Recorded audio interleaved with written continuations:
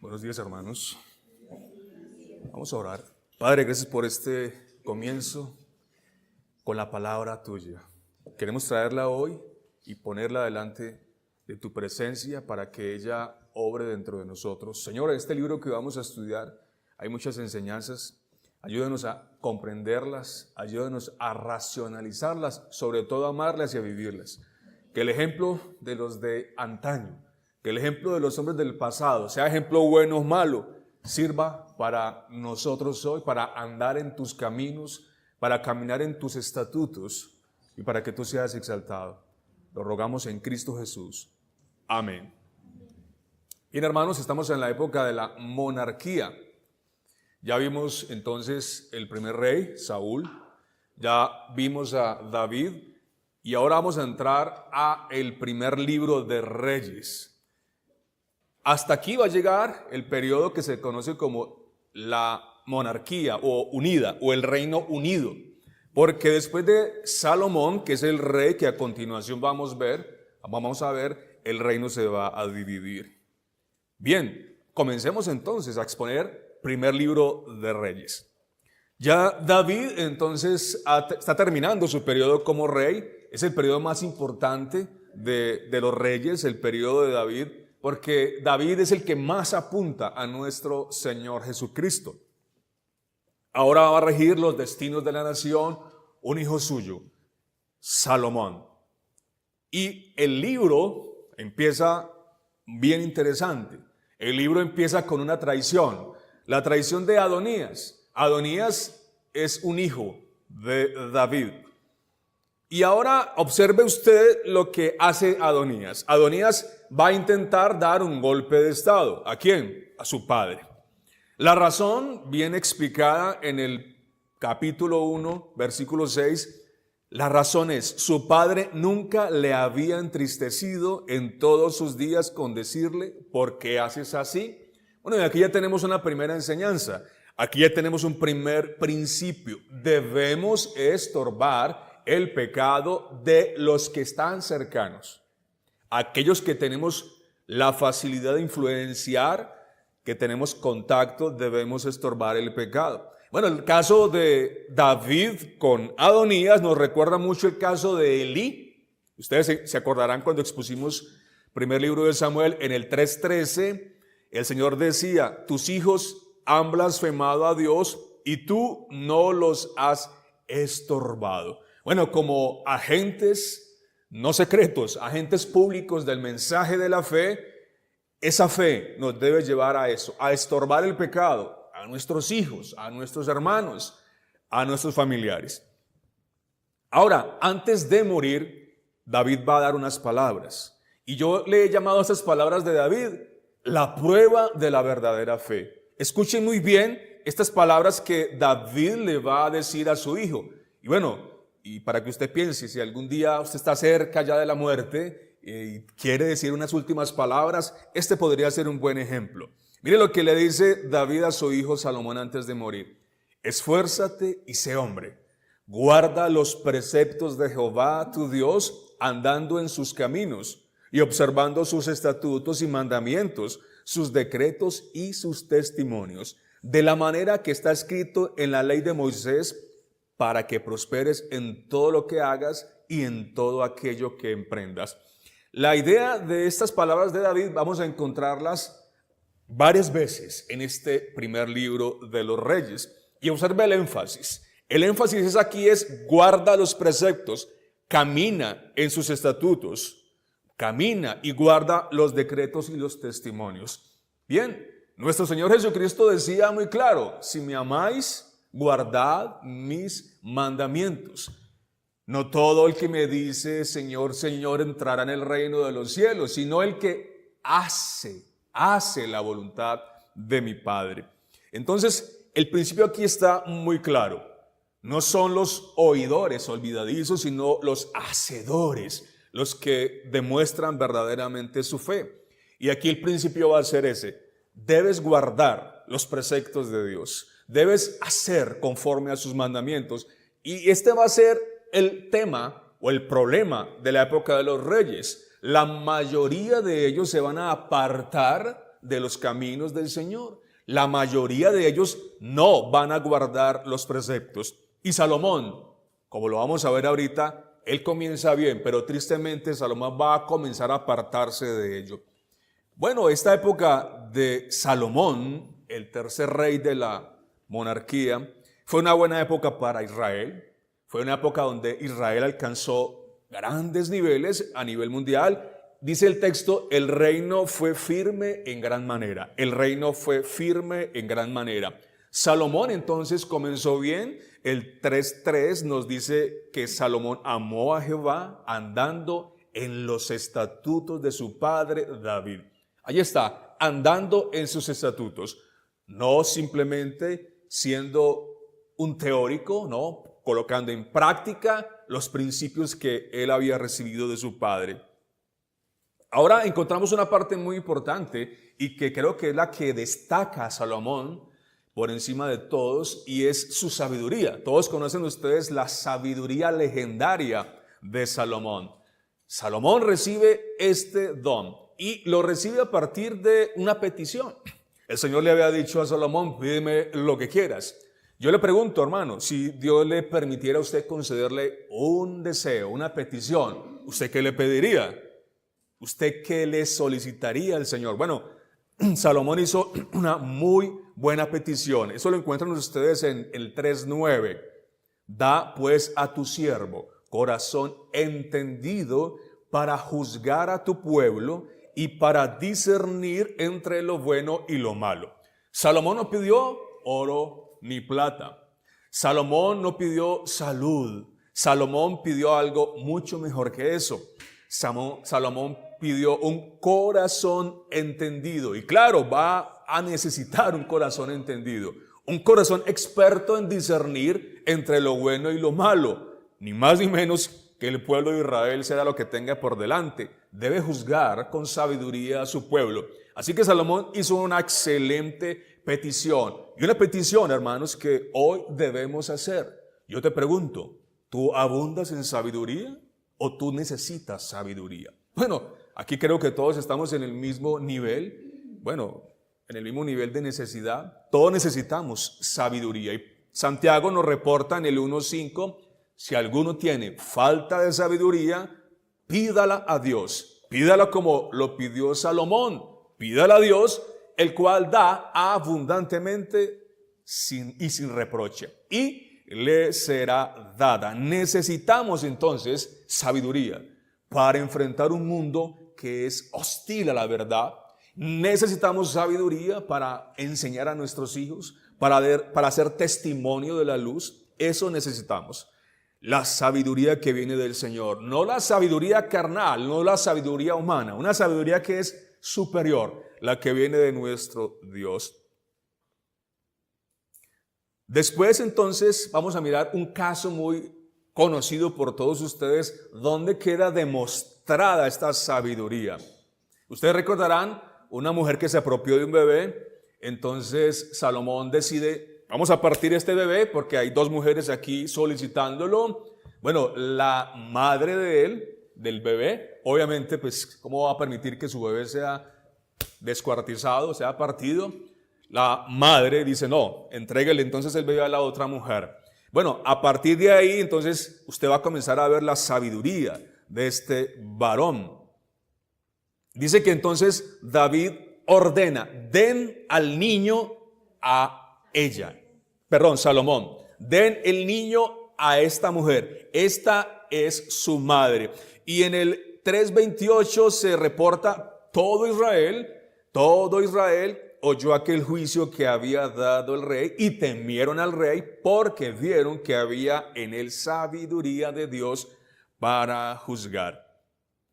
Y entonces en el 4:29 nos reporta que Dios dio a Salomón sabiduría, dio prudencia pequeña, no, muy grandes, y anchura de corazón como la arena que está a la orilla del mar. Y fue mayor la sabiduría de Salomón que la de todos los orientales y que toda la sabiduría de los egipcios. Bueno, Salomón es un tipo de Cristo en este aspecto.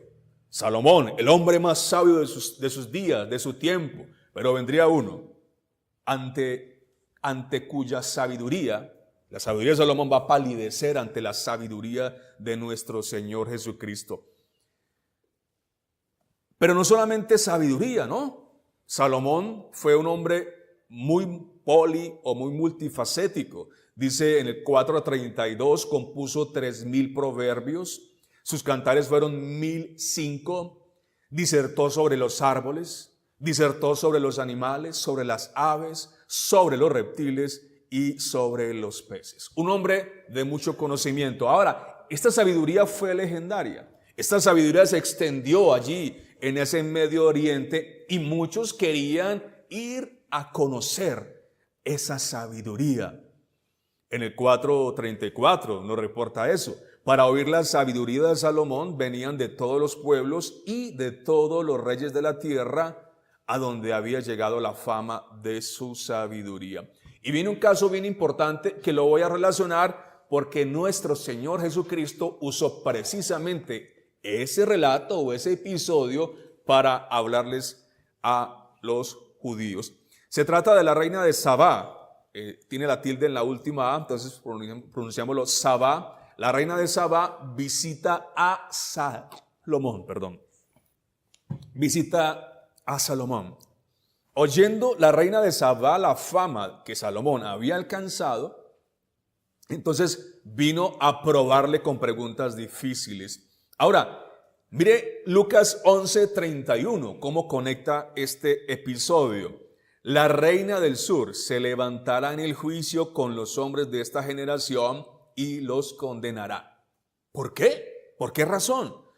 La razón es esta. Porque ella vino de los fines de la tierra para oír la sabiduría de Salomón.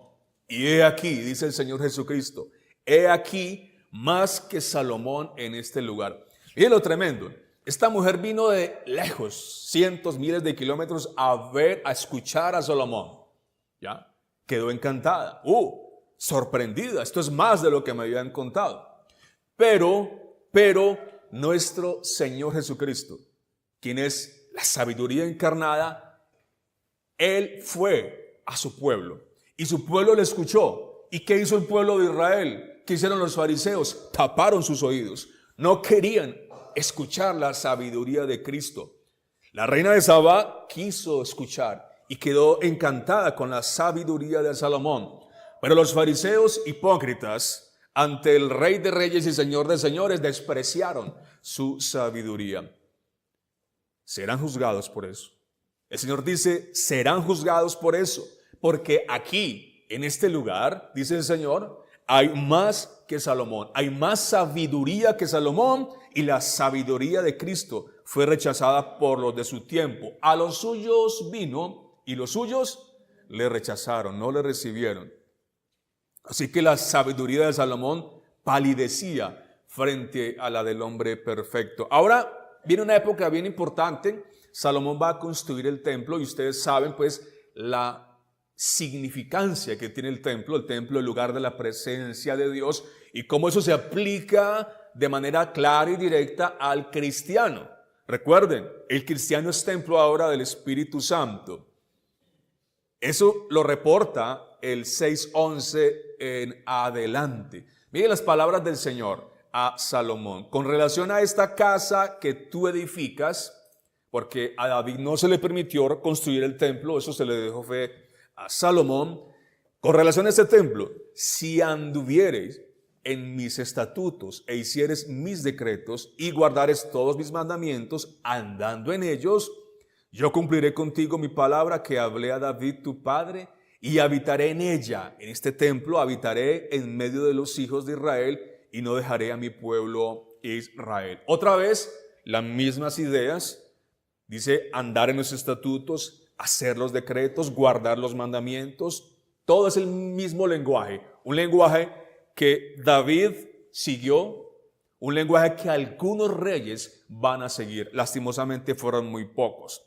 Y se establece entonces aquí una condición. Si se obedece, hay promesas que el Señor va a llevar a cabo. Pero si se desobedece, hay advertencias que también van a ser llevadas a cabo. Dios cumple su palabra. Y respecto al pecado, el Señor dice, yo no tendré por inocente al culpable. La obediencia, yo lo explicaba, trae consecuencias, claro que sí. El Señor, en nuestra obediencia, Él va a bendecir a su pueblo por la obediencia. Pero la desobediencia también traerá consecuencias. Si se obedece, observe el pacto condicional, si se obedece, si tú anduvieres delante de mí como anduvo David tu padre, en integridad de corazón y en equidad, haciendo todas las cosas que yo te he mandado y guardando mis estatutos y mis decretos, mire lo que dice el 9:5, yo afirmaré el trono de tu reino sobre Israel para siempre, como hablé a David tu padre, diciendo, no faltará varón de tu descendencia en el trono de David. Viene ahora, si se desobedece, el pacto condicional, si se desobedece, eso está en el 9:6 y siguientes. Mas si obstinadamente os apartareis de mí vosotros y vuestros hijos, y no guardareis mis mandamientos y mis estatutos que yo he puesto delante de vosotros, sino que fuereis y sirviereis a dioses ajenos. Y haga énfasis y marque allá en negrilla, mayúscula, eso que acabo de decir, fuereis y sirviereis a dioses ajenos. ¿Y por qué lo estoy resaltando? Porque este va a ser el problema de la época de los reyes. El problema va a ser la idolatría. El problema es que el corazón del pueblo se va a volver a los ídolos. Bueno, un problema que también hoy vivimos. Entonces en el 9:7 dice lo que va a hacer el Señor. La advertencia, la cual se va a cumplir cuando estemos finalizando este libro. Recuerden, este libro va a terminar con la cautividad del pueblo de Israel, tanto del reino del norte como del reino del sur. Yo cortaré a Israel de sobre la faz de la tierra que les he entregado. Y esta casa que he santificado a mi nombre, yo la echaré delante de mí. Bueno, en estas dos resoluciones de parte del Señor, entonces claramente usted puede ver el resumen panorámico del libro de los Reyes. Obediencia al Señor, Él cumplirá sus promesas. Desobediencia al Señor, Él cumplirá sus advertencias. Hermano, esto sigue vigente. Hermano, esto sigue siendo válido para el pueblo de Dios. Yo les decía, Salomón empezó bien, pero poco a poco él comenzó a desviarse. Vamos a mirar cómo fue que este varón se desvió. El pecado de Salomón, eso lo encuentran en el 11:1 y siguientes. Lo leo. Pero el rey Salomón amó, además de la hija de Faraón, a muchas mujeres extranjeras, a las de Moab, a las de Amón, a las de Edom, a las de Sidón, a las Eteas, gentes de las cuales Jehová había dicho a los hijos de Israel, no os llegaréis a ellas, ni ellas se llegarán a vosotros, porque ciertamente harán inclinar vuestros corazones tras sus dioses. A estas pues se juntó Salomón con amor y tuvo 700 mujeres, reinas y 300 concubinas, y sus mujeres desviaron su corazón. Resalte allí en su mente, negrilla, sostenida, grande, sus mujeres desviaron su corazón. Y cuando Salomón era ya viejo, sus mujeres inclinaron su corazón tras dioses ajenos, tras dioses. Estos ídolos no llegan solos, hermanos. Estos ídolos llegan influenciados por influencias, valga la redundancia. Entonces, ojo con quién nos relacionamos, porque en el círculo donde nos movamos, es posible que si nos descuidamos, comiencen a inclinar nuestro gusto, nuestro oído, nuestra razón. Y su corazón, dice el texto, no era perfecto con Jehová su Dios como el corazón de su padre David. Usted va a encontrar muchas referencias aquí en Reyes en ese sentido. Y no fue recto como David. Y no hizo lo que hizo David. David va a ser el referente acá. Porque Salomón siguió a Astoret, diosa de los sidonios, a Milcom, ídolo abominable de los amonitas. Edificó Salomón un lugar alto a Quemos. ¿Se acuerdas quién era Quemos? Donde sacrificaban los hijos, los ofrendaban al Dios creo que era el Dios de Ruth, ¿no? El Dios moabita. Tremendo. Ídolo abominable, así de Moab, en el monte que está enfrente de Jerusalén. Y a Moloch, imagínese usted, y a Moloch, ídolo abominable de los hijos de Amón. Así hizo para todas sus mujeres extranjeras, las cuales quemaban incienso y ofrecían sacrificios a sus dioses. Bueno, uno aquí se pregunta, el hombre más sabio de su tiempo, ¿qué pasó con esa sabiduría? ¿Ah? ¿Se le olvidó o qué? ¿Tuvo aquí un lapsus o qué? O sea, ¿qué está haciendo Salomón? Él no era ignorante de estas cosas. Él no era ignorante de la ley, cuando la ley había mandado a prohibir estas relaciones. ¿No?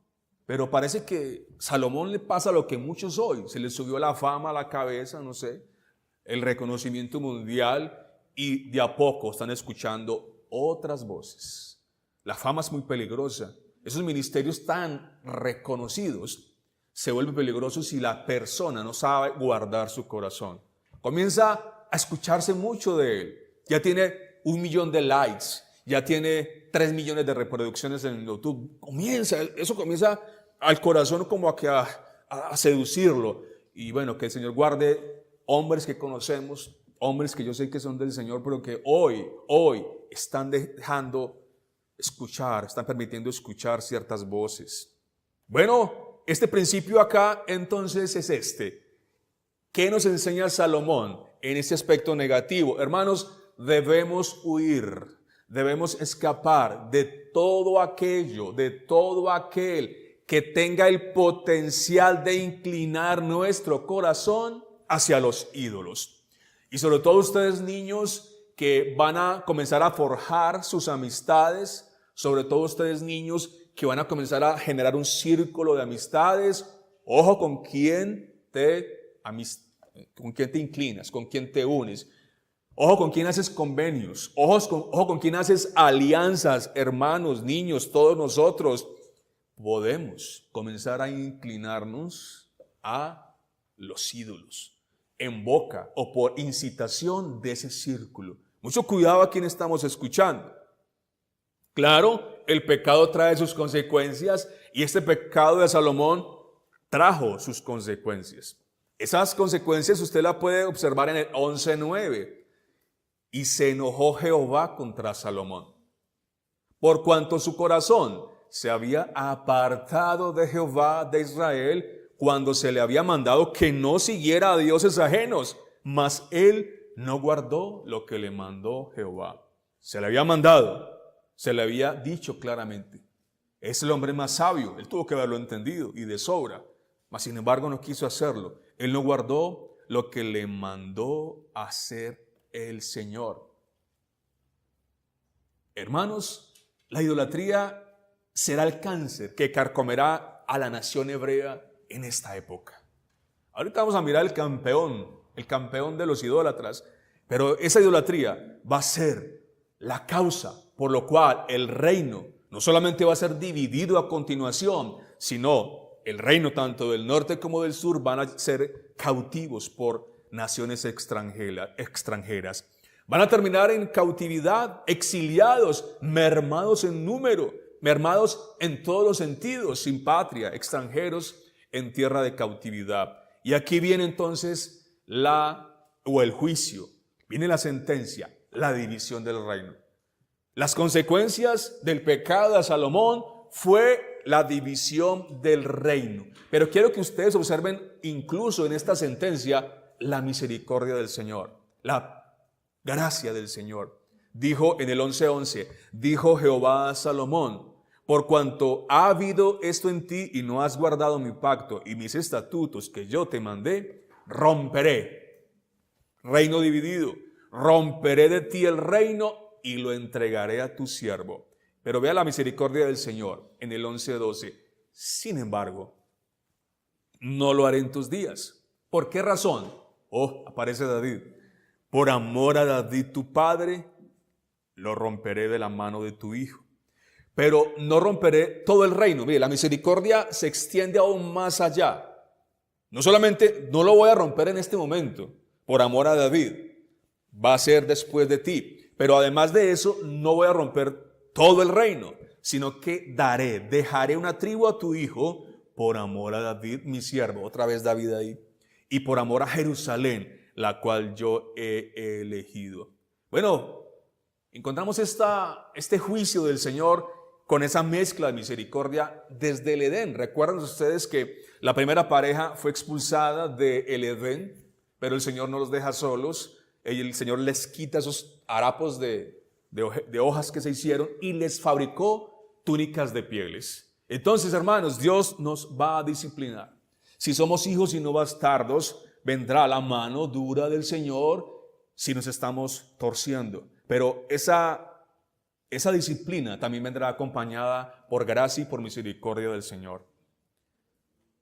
Ahora, ¿en qué momento se va a cumplir esto que el Señor acaba de sentenciarle a Salomón? Se va a cumplir en Roboam. Recuerden, Roboam es hijo de Salomón. Este Roboam sería el que finalmente se va a quedar con Judá y el otro que va a venir ahorita va a gobernar en el norte.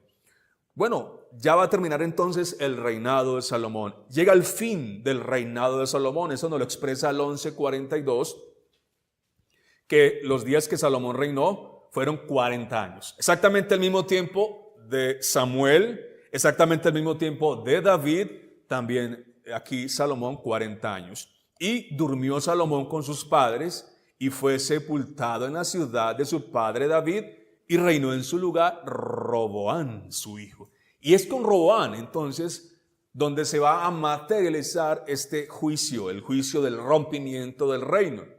Y miren ustedes cómo fue que sucedió ese rompimiento del reino. Bueno, Roboam entra muy contento, ¿no? Él es joven y pide consejos.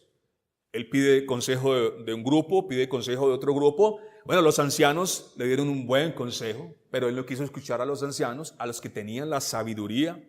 No, él pidió consejo a los jóvenes y escuchó a los jóvenes, a los inexpertos, a los que se habían criado con él. ¿Y cuál fue el consejo de los jóvenes? No, ¿cómo así? Increménteles las cargas. ¿Cómo así? Entonces, obviamente, esto generó en el pueblo una disposición contraria. Dice el 12:15, no oyó el rey al pueblo. La razón, ¿por qué? Ahí seguidito lo dice. Era designio de Jehová para confirmar la palabra que Jehová había hablado. Dios está usando este consejo, esta disposición del pueblo frente al rey, precisamente para hacer cumplimiento de su juicio. Entonces, es aquí cuando entonces se da la división. Reinó Roboam sobre los hijos de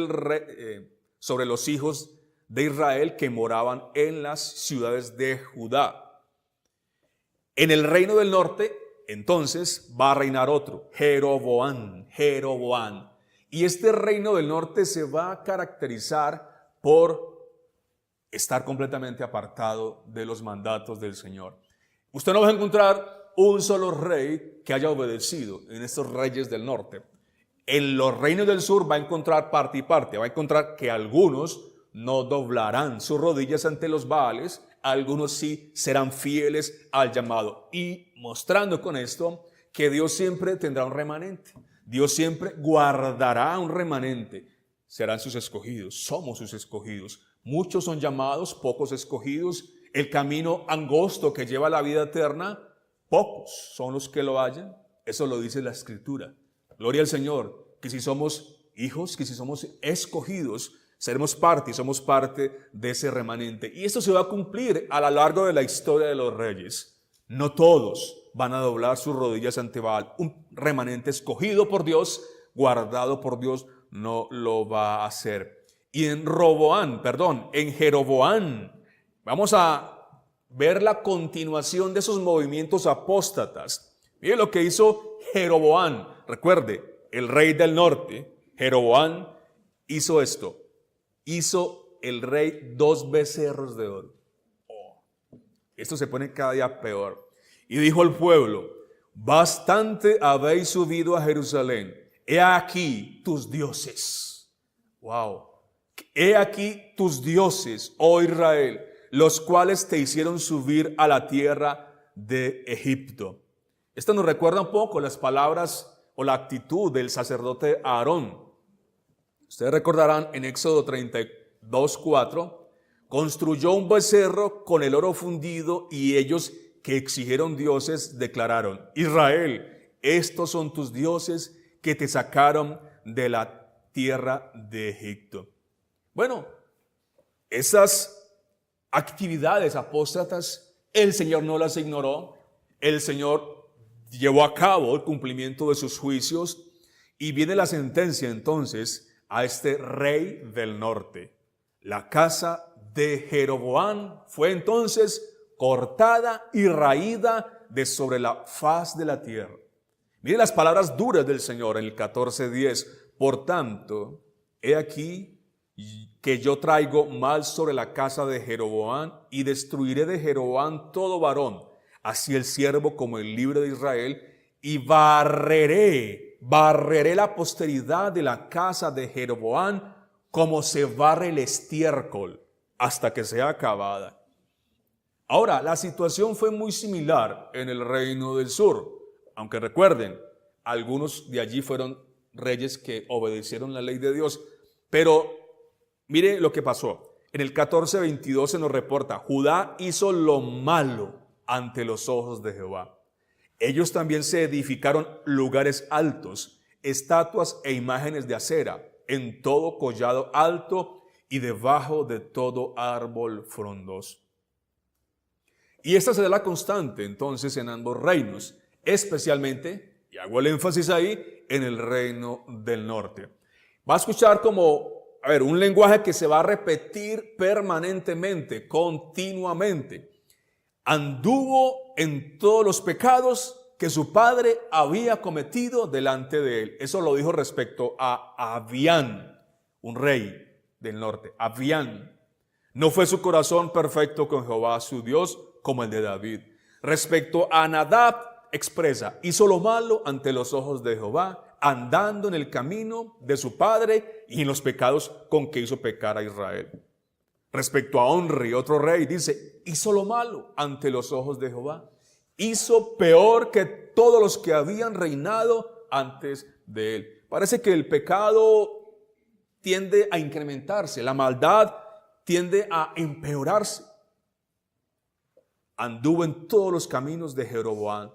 Pero claro, siempre hay más malos que otros, ¿verdad? Llega el campeón, medalla de oro en apostasía. ¿Quién? Acab. Acab, hijo de Omri. Miren lo que dice de Acab. Acab lo destaca. Dice: hizo lo malo ante los ojos de Jehová más que todos los que reinaron antes de él. Hágame el favor. Acab se ganó el premio, campeón. Y este detalle va a ser muy importante, porque este detalle que a continuación voy a describir fue exactamente lo mismo que le pasó a Salomón. Recuerden que Salomón, su problema fue que las mujeres lo inclinaron a él hacia el mal. Y esto va a ser lo que le va a pasar a Acab, ni más ni menos que con una señora llamada Jezabel. Jezabel, hija de Etbaal, rey de los sidonios, sirvió a Baal y lo adoró. Y el 16:33 dice: hizo también Acab una imagen de acera, haciendo así Acab más que todos los reyes de Israel que reinaron antes que él, no en bien, sino en mal, para provocar la ira de Jehová, Dios de Israel. Niños, escúchenme en esto: las malas compañías pervierten. Las malas compañías pervierten. Ojo con quién os relacionáis. Bueno, y de adultos también. Tenemos que tener en cuenta ese principio. A ellos vamos a predicarles el evangelio, a influenciarlos con la verdad que reposa en nuestras voluntades, a modelarles por medio del comportamiento cristiano, pero no a permitir que ellos nos influencien de ninguna manera. ¿Por qué Jezabel es importante en este relato? ¿Y por qué de Jezabel se aprende tanto? Bueno, el 21-25 nos da una explicación. A la verdad, ninguno fue como Acab, que se vendió para hacer lo malo ante los ojos de Jehová, porque Jezabel, su mujer, lo incitaba. Mire que es exactamente lo mismo que vimos en Salomón. Su mujer lo incitaba. Oh, ¿cuántos hoy famosos líderes cristianos? ¿Cuántos hoy pastores están siendo influenciados tan perversamente por sus mujeres que han inclinado su corazón? La mujer tiene una capacidad enorme de influencia sobre el marido, y aquí lo pueden ver, y lo pueden influenciar para mal o para bien. Entonces, mujeres, no sean Jezabeles, sean mujeres piadosas e influencien siempre bien a sus maridos. No los inciten al mal, no los provoquen, incítenlos al bien. Este relato entonces nos sirve como advertencia de que acerca de las compañías que debemos mantener, especialmente en lo relativo a círculos como el matrimonio, círculos como el trabajo, las relaciones de negocios, etc. Los reyes de Israel, quienes como Salomón se casaron con sus mujeres extranjeras, se expusieron a sí mismos y a la gente que gobernaban a la maldad. Como creyentes en Cristo, entonces debemos ser cuidadosos de a quienes elegimos como amigos, socios de negocios, para el pacto matrimonial, aún los solteros. No erréis, las malas conversaciones corrompen las buenas costumbres. 1 Corintios 15:33. En este reino del sur, entonces yo lo decía, no todos fueron perversos. Hubo reyes que obedecieron. Asa es uno de ellos. En el 15:11, Asa hizo lo recto ante los ojos de Jehová, como David su padre. Es el referente de David. Ahora, observen ustedes en el 15:12 la razón por la cual el texto dice que hizo lo recto delante de los ojos del Señor. Porque quitó del país a los sodomitas y quitó todos los ídolos que sus padres habían hecho. Entonces, está claro, aquellos que implementaron ídolos, que rindieron honor a los Baales, hicieron lo malo delante del Señor. Los que quitaron los ídolos, los que los barrieron, hicieron lo bueno delante del Señor. Hermanos, ¿qué debemos hacer como creyentes? Quitar todo ídolo, quitar todo lugar alto de nuestro hogar, barrer nuestra casa.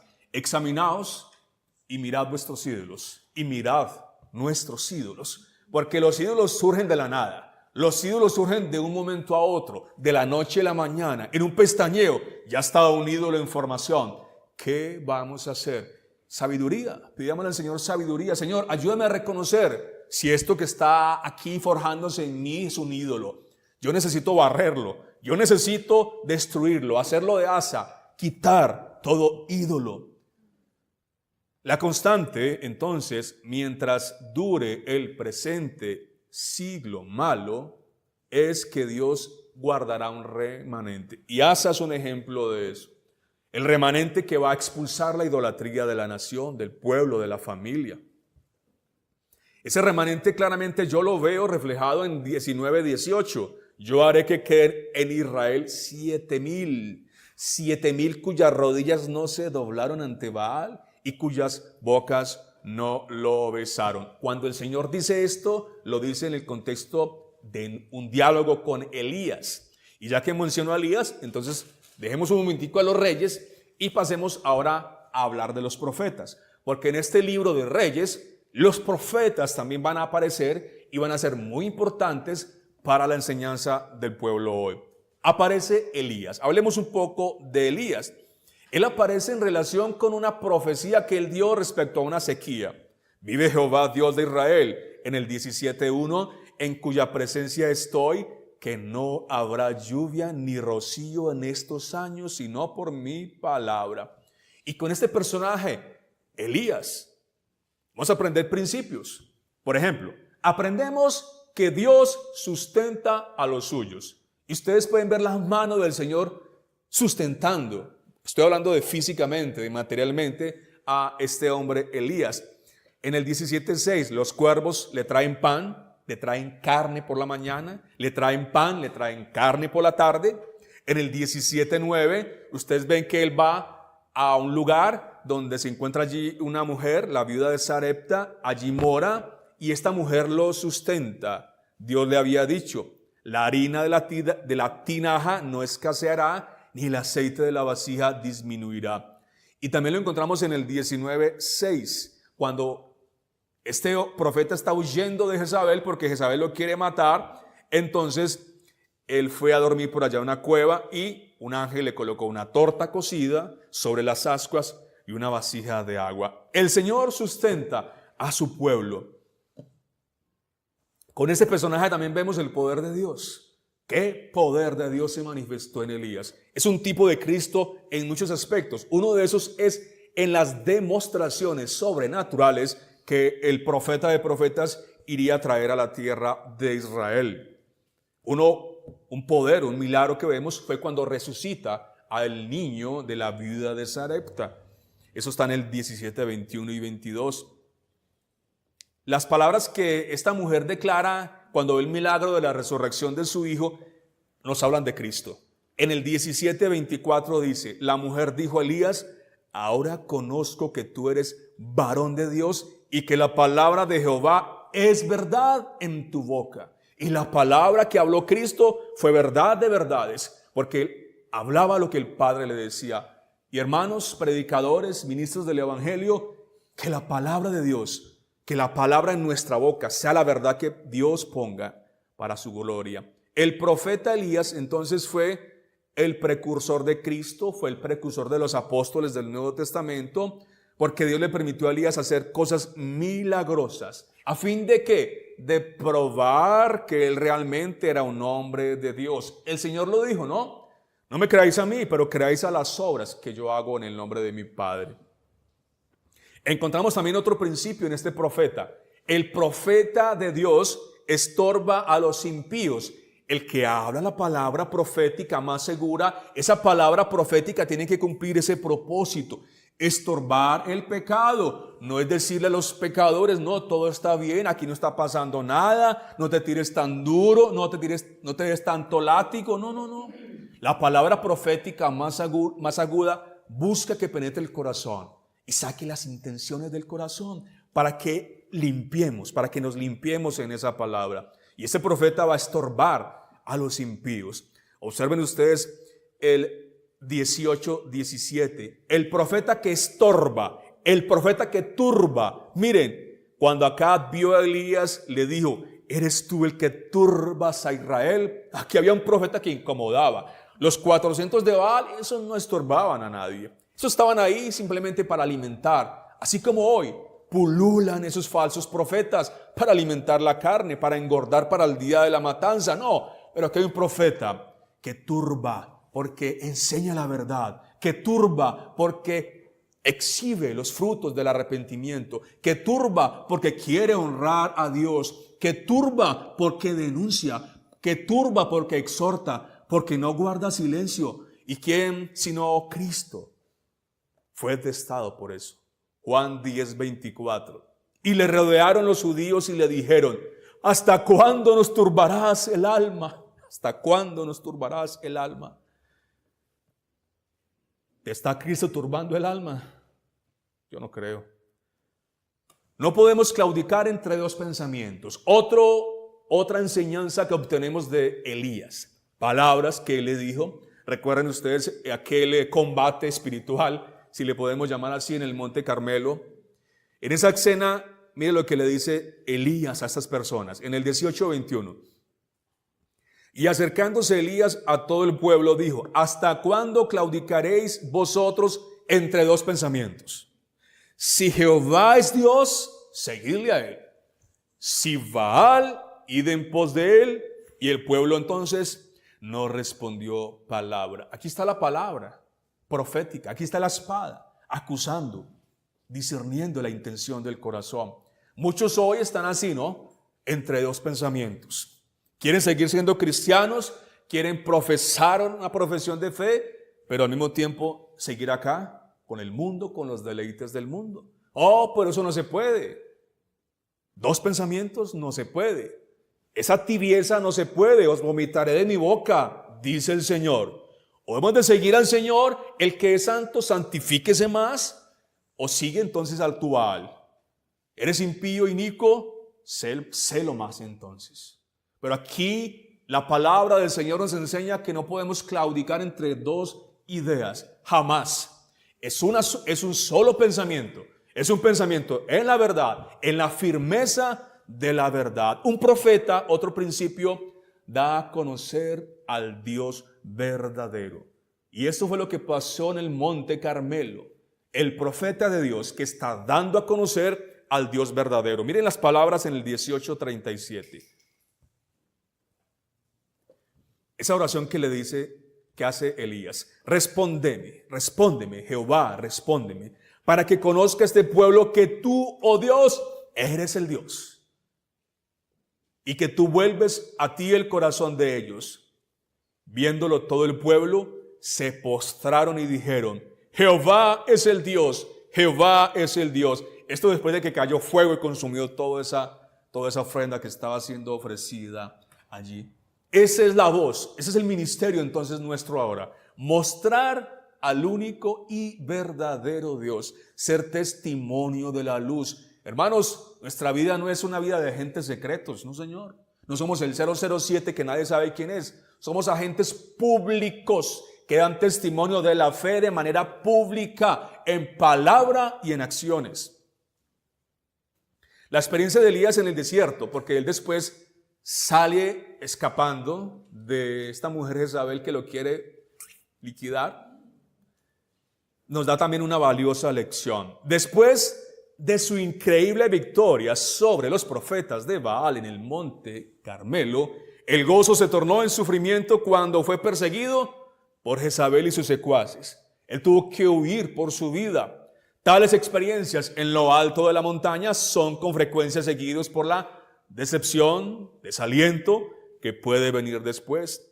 Así que debemos mantenernos en guardia para este tipo de experiencias en la vida cristiana. Este hombre es un hombre de Dios. Vea lo que le está pasando. Esto también nos pasará.